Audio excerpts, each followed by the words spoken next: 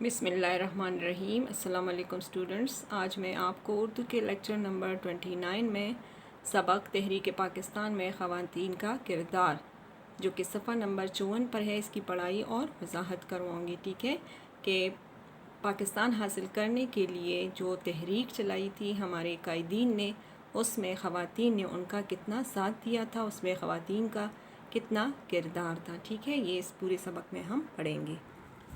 کتاب کی طرف آ جائیں، صفحہ نمبر 54 کھولے، پینسل سب اٹھا لے، ہاتھ میں پکڑے، معنی لکھے، گرامر لکھے، جو ساتھ میں سمجھا رہی ہوں وہ ساتھ ساتھ لکھتے جائیں۔ تحریک پاکستان میں خواتین کا کردار، ٹھیک ہے، اس کا فرسٹ پیراگراف سٹارٹ کرتے ہیں۔ کسی بھی ملک یا قوم کی آبادی میں تقریباً 50% حصہ خواتین کا ہوتا ہے۔ تاریخ سے ثابت ہے کہ جو قومیں خواتین کو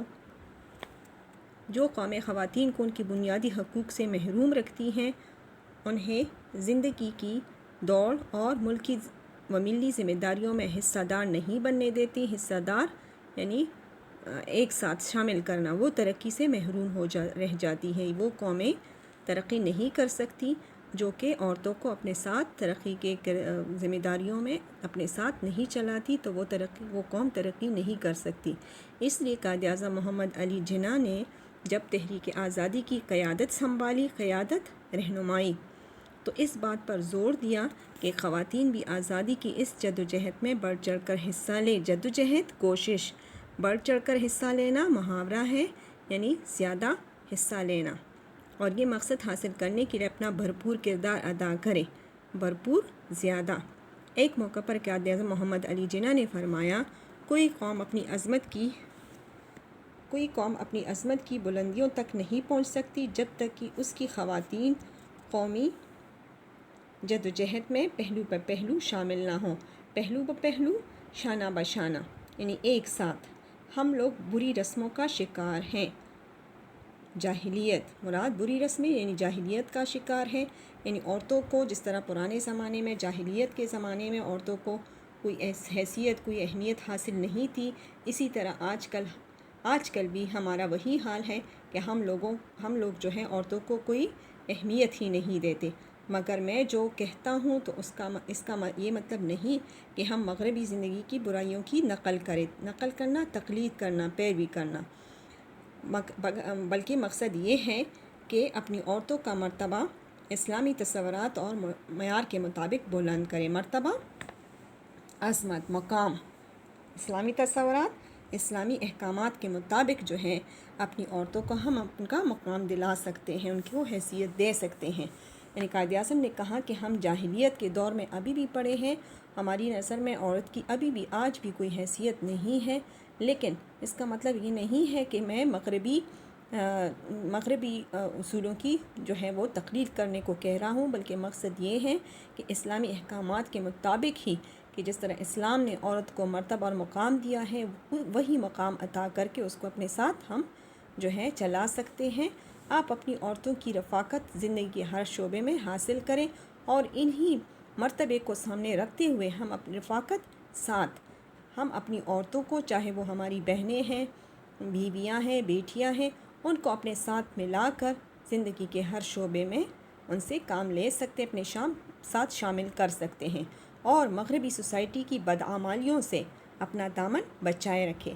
بدعمالیوں سے یعنی برائیوں سے، برے اعمال سے، اور مغربی سوسائٹی میں، معاشرے میں جو برے اعمال ہیں، افعال ہیں، ان سے ہم کنارہ کشی کر سکتے، اپنے آپ کو بچا سکتے ہیں۔ عورت اگر خود جاہل و بے خبر ہو تو آپ اس سے یہ توقع کبھی نہیں کر سکتے کہ وہ آپ کے بچوں کی پرورش و پرداخت صحیح طریقے پر کرے گی۔ پرورش و پرداخت، تربیت، توقع، امید، جاہل، ان پڑھ، بے خبر، ناآشنا۔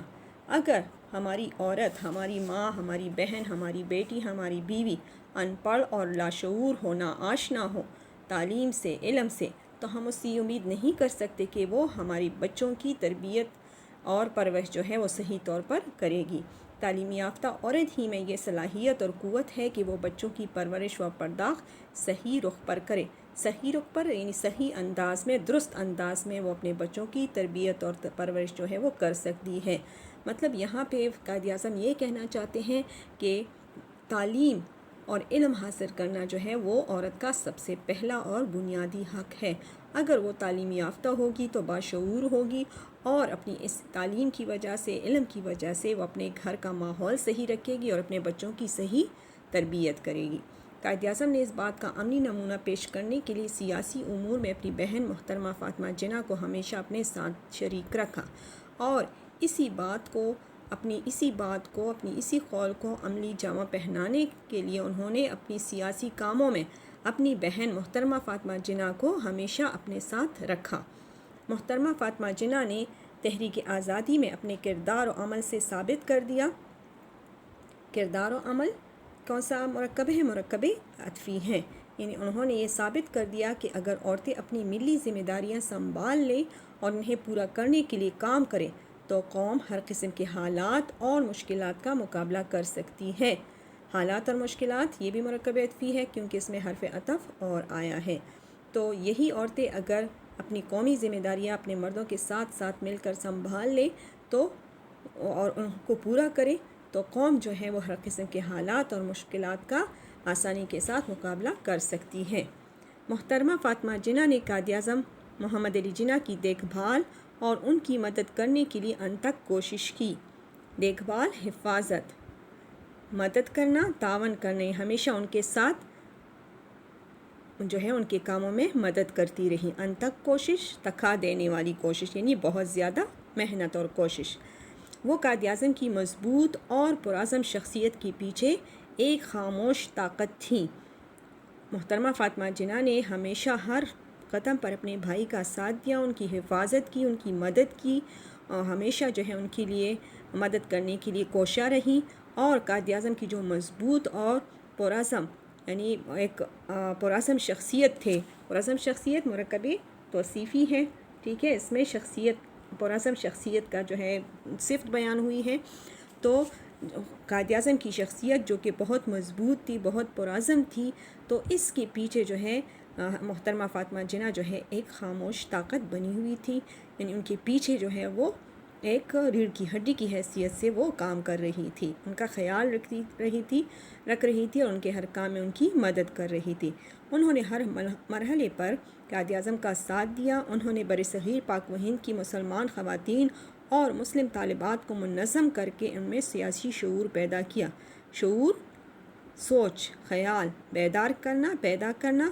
انہوں نے برصغیر کی تمام خواتین کو اور طالبات کو منظم کیا، اکٹھا کیا اور ان میں سیاسی سوچ جو ہے وہ پیدا کی۔ مسلم لیگ کی کارکن خواتین کو قائد اعظم کے پیغامات اور ہدایات کی روشنی میں رہنمائی فراہم کی، لیکن اپنے لیے کوئی عہدہ قبول نہیں کیا، اپنی پوری زندگی قومی مقاصد کے لیے وقف کر دی۔ قوم نے محترمہ فاطمہ جناح کی ان عظیم خدمات کے اعتراف میں آپ کو مادر ملت کا خطاب دیا۔ اعتراف میں یعنی مانتے ہوئے، اعتراف کرنا، ماننا، تسلیم کرنا، مادر ملت، قوم کی ماں، ٹھیک ہے۔ اس سلسلے میں انہوں نے جو خدمات انجام دی ان کو تسلیم کرتے ہوئے قوم نے ان کو مادر ملت یعنی قوم کی ماں کا خطاب دیا تھا، کیونکہ انہوں نے اپنی پوری زندگی قومی مقاصد کے لیے وقف کی ہوئی تھی۔ 23 مارچ 1940 کو قرارداد پاکستان منظور ہونے کے بعد، یہ انڈر لائن کرے کب ہوا تھا منظور قرارداد پاکستان؟ 23 مارچ 1940 کو منظور ہونے کے بعد مسلمانوں نے پاکستان حاصل کرنے کے لیے اپنی جدوجہد تیز کر دی تھی۔ اس وقت تک آزادی کے راستے پر مردوں کے ساتھ ساتھ بہت سی خواتین بھی قدم رکھ چکی تھیں۔ چنانچہ پٹنہ میں جب مسلم لیگ کانفرنس منعقد ہوئی تو محترمہ فاطمہ جناح کے علاوہ ملک کے دور دراز علاقوں سے خواتین کی بڑی تعداد نے بھی اس میں شرکت کرنا، شامل ہونا، ٹھیک ہے۔ اس موقع پر خواتین کی ایک کمیٹی بنائی گئی۔ کمیٹی تنظیم بیگم وقار النساء نون اور بہت سی دیگر دوسری خواتین نے مل کر مسلم لیگ کے مقاصد کو اجاگر کرنے میں بھرپور کردار ادا کیا۔ مقاصد مسلم لیگ کے کیا تھے کہ برصغیر کے مسلمانوں کو ایک الگ وطن دلانا جہاں پہ وہ آزادی کے ساتھ اپنی اسلامی احکامات کے مطابق زندگی بسر کر سکے، اجاگر کرنا، سامنے لانا۔ یہ مسلم لیگ کا جو مقاصد تھے اس کو سامنے لانے کے لیے بیگم وقار النساء نون نے اور بہت سی دوسری خواتین نے اہم کردار ادا کیا۔ ان کارکن خواتین نے پورے ملک کا دورہ کیا اور مسلم خواتین میں آزادی کا شعور بیدار کیا، یعنی مردوں میں تو یہ شعور اجاگر ہو گیا تھا کہ وہ ایک الگ قوم ہے اور ہر طریقے سے جو ہے وہ ان کے جو رسم و رواج ہیں، اسلامی جو ان کے احکامات ہیں وہ ہندوؤں سے الگ ہیں، تو ان کے لیے ایک الگ وطن ہونا چاہیے۔ یہ ان میں سیاسی شعور تھا، لیکن ان کے ساتھ ساتھ خواتین میں بھی یہ شعور پیدا کرنا تھا، اور اس کے لیے مسلم خواتین نے جو ہے بہت اہم کردار ادا کیا۔ ٹھیک ہے، پورے ملک کا دورہ کیا، مسلم لیگ کے اجلاس منعقد کے سلسلے میں، اور خواتین کو مسلمانوں کے لیے ایک آزاد مملکت کی ضرورت اور اہمیت کا احساس دلایا۔ آزاد مملکت مرکبی توصیفی ہے، مملکت وطن ملک۔ بیگم محمد علی پہلی خاتون تھی جو مسلم لیگ کی مجلس عاملہ کی رکن بنی۔ وہ ایک پڑھی لکھی اور باپردہ خاتون تھی۔ باپردہ خاتون مرکبی توصیفی تھی، یعنی پردے کے اندر رہ کر ہی انہوں نے جو ہے اپنا کردار ادا کیا۔ انہوں نے مسلم لیگ کی تمام کانفرنسوں اور جلسوں میں حصہ لیا۔ وہ بہت اچھی مقررہ تھی، مقررہ تقریر کرنے والی، یعنی بہت اچھی تقریر کرتی تھی۔ جب قرارداد پاکستان منظور ہوئی تو برصغیر پاک و ہند کی مسلمان خواتین کی نمائندگی کر رہی تھی، اور جب قرارداد پاکستان منظور ہو گئی تو بیگم محمد علی جو ہے وہ برصغیر پاک و ہند کی مسلمان خواتین کی رہنمائی کر رہی تھی، یعنی ان کی طرف سے نمائندگی کر رہی تھی۔ بیگم محمد علی کے علاوہ کئی دیگر خواتین نے مسلم لیگ کے لیے ملک کے مختلف حصوں میں اہم خدمات انجام دی۔ پنجاب میں بیگم راتب علی نے خواتین کی ایک کمیٹی تشکیل دی، سینکڑوں خواتین اس کمیٹی کی رکن بنی۔ فاطمہ بیگم اس کمیٹی کی جنرل سیکریٹری تھی۔ وہ ایک بہادر اور پڑھی لکھی خاتون تھیں۔ اس طرح سندھ میں بیگم نصرت ہارون نے مسلمانوں کی سیاسی بیداری میں اہم کردار ادا کیا۔ یہ ایسی تمام مسلم خواتین ہیں جنہوں نے تحریک پاکستان میں بڑھ چڑھ کر حصہ لیا تھا۔ قیام پاکستان سے قریباً 1.5 برس پہلے قائد اعظم نے دہلی میں خواتین کا ایک اجلاس بلایا۔ اس تاریخی اجلاس میں جس قدر زیادہ تعداد میں خواتین شامل ہوئی تھیں، اس سے بآسانی یعنی آسانی کے ساتھ اندازہ لگایا جا سکتا تھا کہ اب مسلمان عورت بیدار ہو چکی ہے۔ اس موقع پر قائد اعظم نے خواتین سے خطاب کرتے ہوئے فرمایا، جب انہوں نے یہ اجلاس بلایا اور ان کی بڑھتی ہوئی تعداد کو قائد اعظم نے دیکھا تو بہت زیادہ خوش ہو گئے، اور انہوں نے اندازہ لگا لیا کہ اب مسلمان عورت بیدار ہو گئی ہے۔ اس موقع پر قائد اعظم نے ان سے فرمایا، مجھے خواتین کے متحد ہونے متفق ہونے پر بے حد خوشی ہوئی ہے۔ یہ دیکھیں، بے حد میں بے جو ہے یہ سابقہ ہے، وہ علامت جو کسی لفظ کی شروع میں لگ کر نیا بامانی لفظ بنائے تو وہ سابقہ کہلاتا ہے۔ دراصل خواتین کا یہ اتحاد اور تنظیم ہی کامیابی کی منزل تک پہنچائے گی۔ اتحاد اور تنظیم یہ بھی مرکب عطفی ہے، ٹھیک ہے۔ تو قائد اعظم نے کہا کہ یہ خواتین کا متحد ہونا اور ان کا جو یہ اتحاد اور اتفاق ہے اور تنظیم ہے، یعنی منظم ہونا جو ہے، اصل میں کامیابی کی منزل ہے جو ہمیں کامیابی کی منزل تک پہنچائے گی۔ فروری 1947 میں پنجاب میں مسلم لیگ نے خضر حکومت کے خلاف سول نافرمانی کی تحریک کا آغاز کیا۔ اس موقع پر ملک کے تمام صوبوں سے بڑی تعداد میں لاہور آئی اور سول نافرمانی کی تحریک میں بھرپور حصہ لیا۔ بھرپور حصہ لینا یعنی بڑھ چڑھ کر حصہ لینا۔ مسلم خواتین ہر روز جلوس نکالتی اور احتجاجی جلسے منعقد کرتی تھی۔ دیکھیں، یہ اس زمانے کی بات ہے جب ابھی پاکستان بنا بھی نہیں تھا، تو آج کل تو ماشاءاللہ معاشرے نے بہت ترقی کی ہے۔ پردے کے اندر رہ کر بھی ہم عورتیں اپنے ملک و قوم کی ترقی میں اہم کردار ادا کر سکتی ہیں، جس طرح کہ ان عظیم خواتین نے کیا تھا۔ اس دوران میں ان خواتین کو طرح طرح کے مصائب سے دوچار ہونا پڑا۔ مصائب، مشکلات، تکالیف، دوچار ہونا محاورہ ہے جس کا مطلب ہے سامنا کرنا، اور ان کوششوں میں ان خواتین کو بہت سی مشکلات کا سامنا بھی کرنا پڑا۔ مشکلات کیا تھی کہ ان پر لاٹھی چارج ہوا، یعنی ان کو لاٹھیوں سے مارا گیا، آنسو گیس کے گولے برسائے گئے، انہیں قید و بند کی صعوبتیں اٹھانا پڑی۔ قید و بند مرکب عطفی ہیں، صعوبتیں مشکلات، مصیبت سے نکلا ہے مصیبتیں، مشکلات، تکالیف، یعنی ان کو قید بھی کیا گیا، ٹھیک ہے، یہ تکالیف بھی انہوں نے برداشت کی۔ حکومت نے بہت سی خواتین اور طالبات کو گرفتار کر کے جیل بھیج دیا، لیکن اس سے بھی خواتین کے جذبہ حریت میں کوئی کمی واقع نہ ہوئی، ٹھیک ہے۔ جذبہ حریت، آزادی کا جذبہ، ٹھیک ہے، آزادی کا جذبہ، ایسی جو ہے مشکلات کے باوجود بھی ان خواتین کی آزادی کا جذبہ جو ان میں بیدار ہوا تھا، اس میں کوئی کمی نہ آئی۔ خواتین میں سے ایک لڑکی نے کمال جرأت کا مظاہرہ کرتے ہوئے، مظاہرہ کرنا، دکھانا، کمال جرأت، بہت بڑی بہادری کا مظاہرہ کرتے ہوئے سول سیکریٹریٹ کی عمارت پر چڑھ کر یونین جیک اتھار پھینکا اور اس کی جگہ مسلم لیگ کا پرچم لہرایا۔ معاملہ یہیں تک ٹھہرا نہیں، بلکہ جیل میں بھی داخل ہونے والی بہادر خواتین میں سے ایک خاتون نے جیل کی عمارت پر چڑھ کر یونین جیک کی جگہ مسلم لیگ کا پرچم لہرا دیا، ٹھیک ہے۔ نہ صرف ان طالبات میں سے ایک لڑکی نے، بلکہ جیل میں جن خواتین کو قید کیا گیا تھا ان میں سے ایک قیدی خاتون نے جیل کی عمارت پر چڑھ کر یونین جیک اتارا اور اس کی جگہ مسلم لیگ کا پرچم لہرا دیا۔ یہ ایسی بہادر خواتین تھی جنہوں نے ملک و قوم کی آزادی کے لیے جو ہے ایسی مشکلات برداشت کی تھی، ٹھیک ہے۔